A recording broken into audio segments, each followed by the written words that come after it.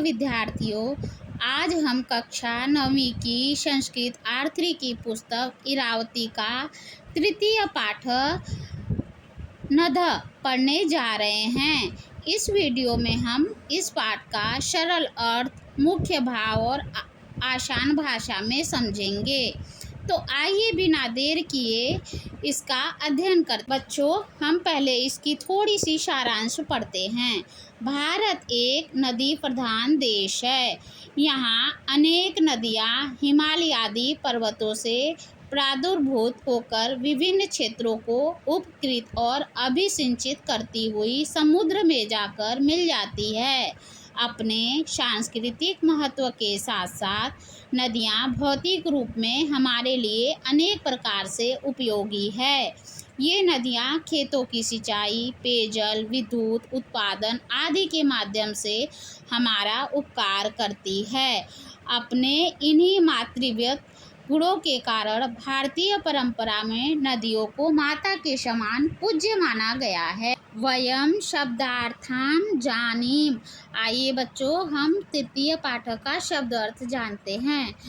अतीव, अत्यधिक, बहुत अधिक, वेरी, गिरह, पर्वता, अनेक, पहाड़, माउंटेन्स, केचन, केचित, कतिपया यानी कुछ, बहुत थोड़ा, मेघ कलाप, मेघ समूहम, बादलों के समूह, क्लाउड्स, मास ऑफ क्लाउड्स, इतराह, अन्य, दूसरी, अदर्श, सलील सेचनेन, जल सेचनेन, जल के द्वारा सींचने से, बाई इरिगेशन विथ वाटर। नदी मातृकारी, नदी जल सिंचयंतानि, नदियाँ हैं माता जिनकी वे क्षेत्र। Lands nourished by rivers, rivers feed religious. देव मातृकारी, वर्षा जलाश्रितानि, वर्षा पर आधारित खेत। गॉड गिवन रेन, जो हमें भगवान वो देते हैं ना, खेत में बारिश, उसे कहते हैं देव मातृकारी। अनावृष्टि कालेन, वृष्टि अभावेन, वर्षा न होने के कारण, due to lack of rainfall. सांप्रतम, अधुना, मतलब इस समय, इसी समय, एट प्रेजेंट। संप्रेष्यते, प्रेष्यते, भेजा जाता है। धृत्वा, धारण कृत्वा, धारण करके, होल्डिंग। प्रवाह मार्गे, जल मन मार्गे, बहाव के रास्ते में, ऑन द फ्लो पैथ। प्रतिगृहम, प्रत्येकम गृहे, प्रत्येक घर में। टू एवरी हाउस, नामना, नाम के, नाम से, बाय द नेम ऑफ। अत्र बहवः गिरयः सन्ति, बहवः मतलब पर्वत, यहाँ बहुत से पर्वत हैं। तेषु केचन अत्युन्नताः, केचन नात्युन्नताः, उनमें कुछ बहुत ऊंचे हैं और बहुत कुछ अधिक ऊंचे नहीं हैं। कुछ ऊंचे हैं और कुछ ऊंचे नहीं हैं। ते गिरयः मेघकालां धृत्वा वृष्टिं संपादयन्ति, वे पर्वत बादलों को रोककर वर्षा करवाते हैं। तेन अनेकाः नद्यः प्रवहन्ति, इसी कारण अनेक नदियाँ बहती हैं। अनेकामिष अनेक, नदमिष नदियाँ, प्रवहन्ति यानी बहती हैं। अनेकासु नदीषु महानदी गोदावरी, कावेरी, कृष्णा च पूर्व समुद्रम प्रति प्रवहन्ति। अनेक नदियाँ, अनेकासु अनेक नदियाँ, महानदी, महानदी गोदावरी, कावेरी और कृष्णा पूर्वी समुद्र की ओर बहती हैं।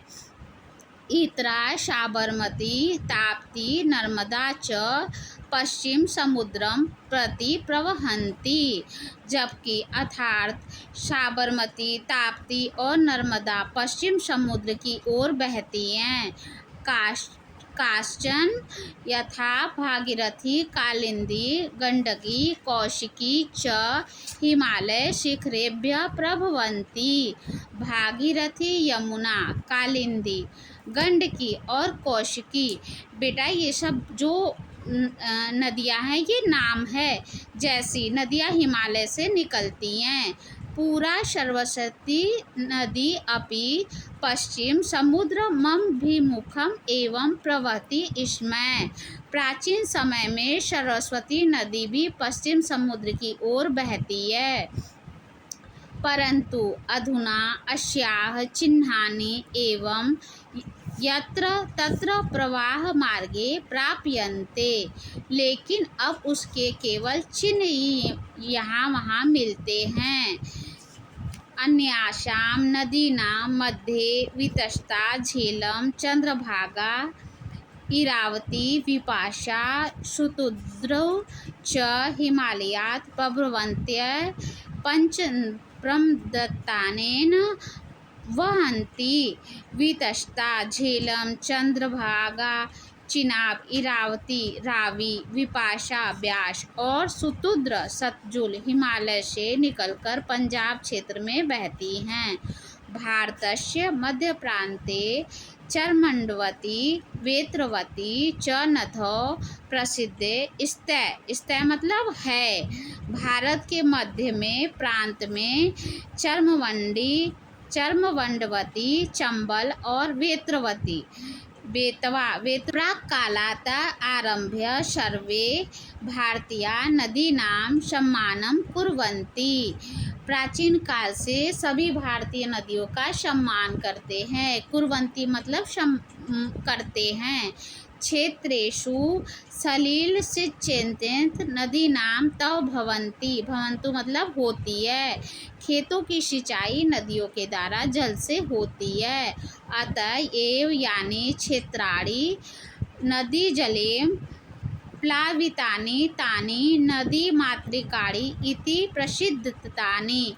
इसलिए जो क्षेत्र नदी के जल से सींचे जाते हैं उन्हें नदी मातृक कहा जाता है। च वृष्टि जलेन सिंचितानि तानि देव मातृकाणि इति। और जो क्षेत्र वर्षा के जल से सिंचित होते हैं उन्हें देव मातृक कहा जाता है। प्लावितानि भवन्ति। वर्षा ऋतु में वर्षा के कारण नदियां जल से भर जाती हैं और खेतों की सिंचाई होती है। कृषकाः कृषि कार्य कृत्वा अत्युत्पादनं कुर्वन्ति। किसान खेती करके अन्न पैदा करते हैं। नदीषु विविधा मत्स्याः निवसन्ति मतलब रहती हैं। नदीषु नदियाँ, विविधा अनेक प्रकार के, मत्स्या मतलब मछलियाँ, नदियों में अनेक प्रकार की मछलियाँ रहती हैं। येषु प्रदेशेषु अनावृष्टिकारणेन जलाभावात् कृषि न प्राप्यते मतलब पाती है।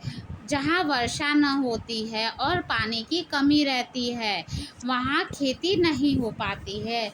तत्र शासनाधिकारियः नद्याः जलं प्रतिरुध्य सेतून् बद्ध्वा महाजलाशयान् निर्माय जलसंचयनं कुर्वन्ति। वह सरकार बांध बनाकर बड़े बड़े जलाशयों में पानी का संग्रह करते हैं। कुर्वन्ति मतलब करते हैं। जलस्य मतलब जलाशयों में।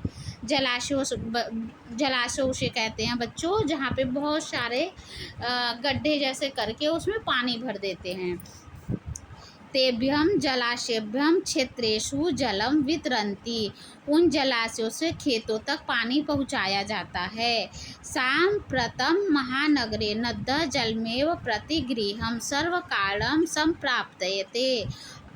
आजकल बड़े शहरों में घर घर पानी नदियों से ही पहुँचाया जाता है।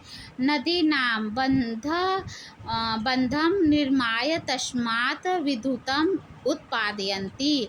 नदियों पर बांध बनाकर उनसे बिजली उत्पन्न की जाती है। विद्युत मतलब बिजली, उत्पादयन्ति मतलब उत्पन्न की जाती है, पैदा की जाती है। एषा जलमूला विद्युत हाइड्रो इलेक्ट्रिक पावर इति नामना प्रसिद्धा। प्रसिद्धा मतलब कहते हैं। इस प्रकार बनने वाली बिजली को जल विद्युत हाइड्रो इलेक्ट्रिक पावर कहते हैं। भो पश्यन्तः नद्यः देशस्य कीदृशम् उपकारं कुर्वन्ति। देखो नदियाँ देश का कितना बड़ा उपकार करती हैं। उपकारम मतलब उपकार करना, कुर्वन्ति करती हैं। अतः एवं जना ता पूज्यन्ति। पूज्यन्ति मतलब पूजा करते हैं। अतः एवं जना इसलिए लोग नदियों की पूजा करते हैं। स्वगृहेषु अपि जनाः स्नान समये सर्वासां नदीनां सान्निध्य स्नानजले प्रार्थयन्ते। लोग अपने घर में स्नान करते समय भी सभी पवित्र नदियों का आशीर्वाद अपने स्नान के जल में आने की प्रार्थना करते हैं। बच्चों इसमें श्लोक है भी, इसे भी हम अच्छे से पढ़ते हैं। गड्डे च यमुने चैव गोदावरी सरस्वती नर्मदे सिद्धु कावेरी जलेस्मिन् सन्निधिं कुरु।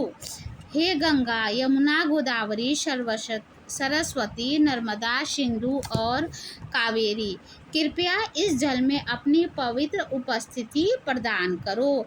हमें दो अपनी पवित्र जो वो है जल है वो आप मुझे प्रदान कीजिए। ओ ठीक है बच्चों, धन्यवाद।